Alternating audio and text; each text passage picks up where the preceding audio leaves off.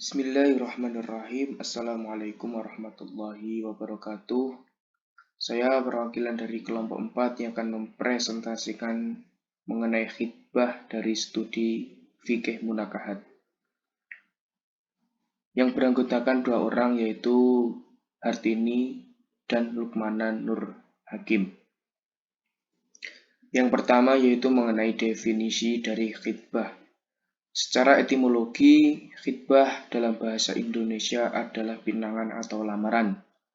Sedangkan secara terminologi, khitbah adalah pernyataan permintaan untuk menikah dari seorang laki-laki kepada seorang perempuan ataupun sebaliknya dengan perantaraan seseorang yang dipercayai maupun secara langsung tanpa perantara.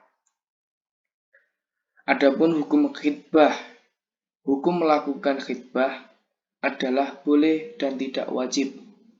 Asy-Syaukani menukil hadis dari Imam Tirmidzi, sesungguhnya nikah diperbolehkan tanpa adanya khitbah. Macam-macam khitbah menurut Wahbah Az-Zuhaili ada 2. Yang pertama yaitu dengan jelas atau sharih atau secara langsung pinangan dilakukan dengan permintaan yang lugas dan tanpa perantara. Yang kedua dengan sindiran atau tarid atau secara tidak langsung pinangan dilakukan dengan permintaan dengan bahasa kiasan atau sindiran, baik diucapkan sendiri maupun dengan perantaraan orang lain. Kedudukan khitbah dalam pernikahan. Khitbah dikategorikan sebagai pendahuluan atau persiapan sebelum menikah, dan melakukan khitbah yang mengikat seorang perempuan sebelum menikah hukumnya adalah mubah atau boleh selama syarat khitbah dipenuhi. Lebih jelasnya ada di makalah. Mengkhitbah wanita yang sedang iddah. Yang pertama, wanita yang beriddah talak raj'i menurut fuqaha adalah haram. Yang kedua, wanita yang beriddah talak bain kubro. Menurut fuqaha dan jumhur ulama Malikiyah, Syafi'iyah, dan Hanabilah yaitu tidak boleh secara jelas. Sedangkan menurut Hanafiyah tidak boleh secara mutlak atau jelas dan sindiran. Yang ketiga, wanita yang beriddah talak bain sugro. Menurut Malikiyah dan Syafi'iyah boleh dengan sindiran, sedangkan menurut mayoritas fuqaha tidak boleh atau baik secara jelas maupun sindiran. Yang keempat, wanita yang beriddah karena khulu atau fasyak. Menurut fuqaha tidak boleh dengan jelas. Dan yang kelima, wanita yang beriddah karena kematian suami. Menurut fuqaha boleh dengan sindiran. Memandang wanita yang akan dikhitbah. Syariat Islam membolehkan memandang wanita yang akan dikhitbah atau dinikahi. Dasar hukumnya yaitu hadis Nabi yang berarti bahwa Nabi Shallallahu Alaihi Wasallam pernah bertanya kepada seseorang yang akan menikahi seorang wanita, "Apakah engkau telah melihatnya?" Ia menjawab, "Belum." Beliau bersabda, "Pergi dan lihatlah dia." Riwayat Muslim dari Abu Hurairah. Adapun cara melihat wanita yang akan dikhitbah, yang pertama melihat secara langsung, yang kedua mengirim seseorang yang bisa dipercaya. Adapun mengenai bagian tubuh yang boleh dilihat terdapat perbedaan.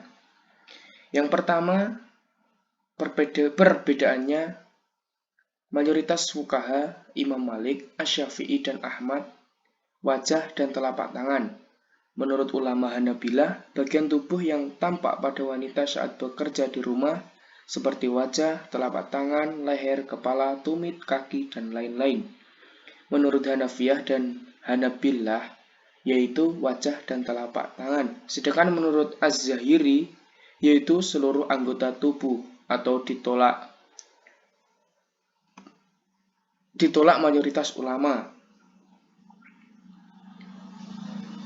Batasan pergaulan dalam khitbah. Para fuqaha sepakat mengenai ketidakbolehan berdua-duaan di tempat sunyi tanpa disertai dengan mahram atau saudara. Hal tersebut dimaksudkan untuk mencegah adanya fitnah. Konsekuensi pembatalan khitbah. Konsekuensi yang dimaksud adalah mengenai barang-barang atau hadiah yang diberikan saat prosesi khitbah. Menurut fuqaha boleh meminta kembali, menurut Hanafiyah boleh memintanya kembali, Syafi'iyah wajib dikembalikan, Malikiyah tidak berhak memintanya kembali. Mengkhitbah wanita yang telah dikhitbah haram. Jika wanita telah menerima khitbah pertama, boleh jika pihak wanita belum memberi jawaban atau laki-laki kedua yang mengkhitbah tidak tahu bahwa wanita tersebut telah dikhitbah. Jika pihak wanita menerima khitbah laki-laki yang pertama, kemudian ia juga menerima khitbah laki-laki kedua dan menikah dengan laki-laki yang kedua, hukum pernikahannya adalah sah. Adapun hikmah dari khitbah yaitu merupakan cara pengenalan antara seorang laki-laki dan perempuan dan media untuk saling mengenal karakter masing-masing. Sekian dari saya. Terima kasih. Wassalamualaikum warahmatullahi wabarakatuh.